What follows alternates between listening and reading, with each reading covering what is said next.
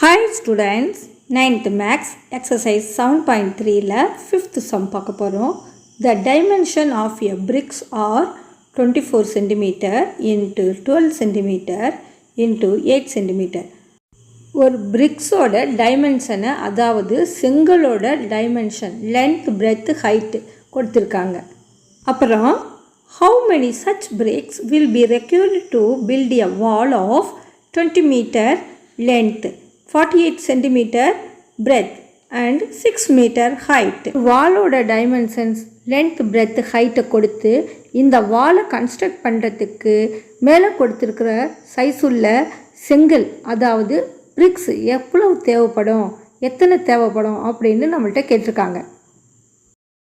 So இந்த ப்ராப்ளத்தில் ரெண்டு கண்டுபிடிக்கணும். First volume of the brick, next volume of the wall கண்டுபிடிக்கணும்.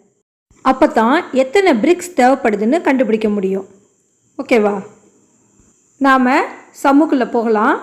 கிவனில் என்னென்ன கொடுத்துருக்காங்கன்னு முதல்ல எழுதிக்குவோம். பிரிக்ஸில் எல் வந்து 24 சென்டிமீட்டர், பி வந்து 12 சென்டிமீட்டர், ஹச் வந்து 8 சென்டிமீட்டர். இப்போது வாலோட அளவுகளை எழுதிக்கலாம். பிரிக்ஸை வந்து ஸ்மால் லெட்டரில் எழுதியிருக்கிறதுனால வாலோட எல்லை வந்து கேப் லெட்டரில் எழுதிக்குவோம். L equal to 20 metre.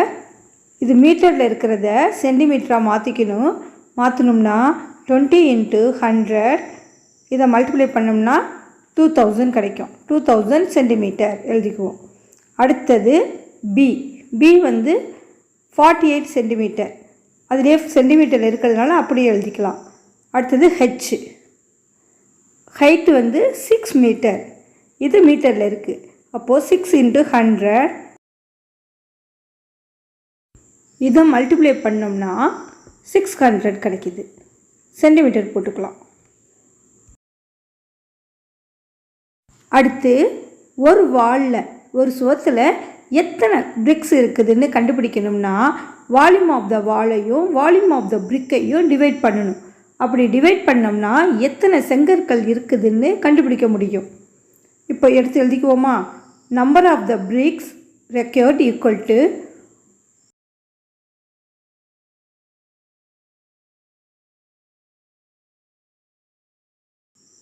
Volume of the wall divided by volume of the brick.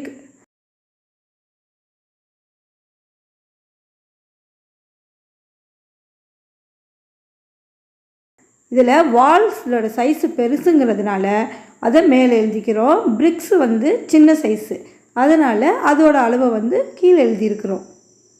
Volume of வாலோட ஃபார்முலா என்ன? L × B × H. இப்போ இது capital L, capital B, capital H போட்டுக்கலாம்.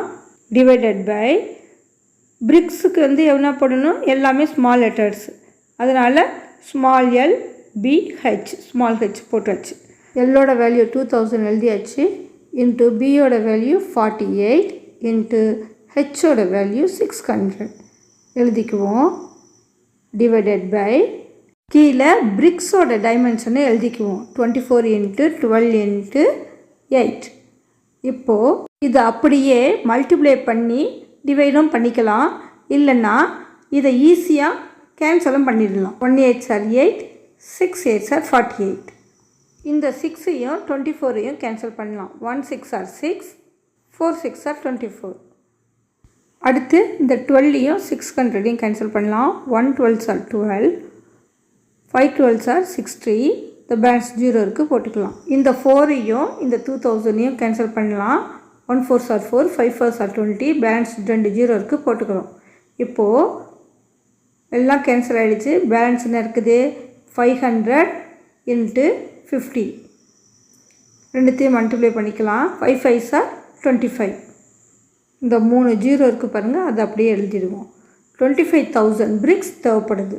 That's all. இதோடு இந்த சம் முடிஞ்சிடுச்சு. தேங்க்ஸ் ஃபார் வாட்சிங்.